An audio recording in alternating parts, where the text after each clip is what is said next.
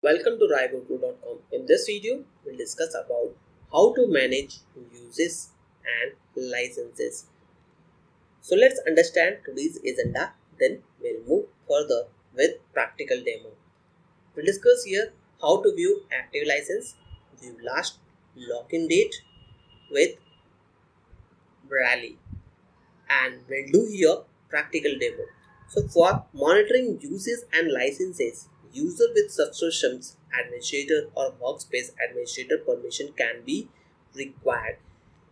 Users with these permission can also view how many users are active by last login date, and workspace administrators are restricted to viewing only users within the workspace they administer. So for opening a workspace, you have to go to workspace and their project. Whenever we'll see workspace and project, right now I am having all the workspace permissions, but might be there are super admin who have created my login credentials. So I may not have the permission for some other project because that super admin has provided me a admin permission but for restricted project. So viewing active license, we can see that we can determine how many users licenses are active within our subscriptions. The active license count does not include disabled user.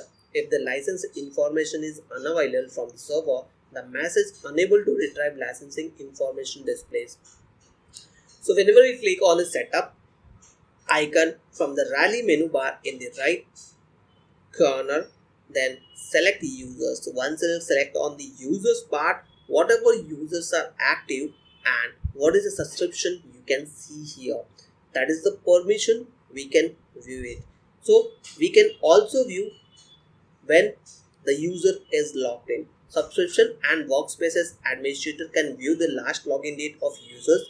Login dates are available from June 1, 2010 forwards. Users that have never logged in will have an empty value. We can also view the last active date. So whenever we are selecting this user, show details, you can see here revision history when the user has updated their detail, and whenever you want to see the complete detail or last login activity, we can see that. So let's go to back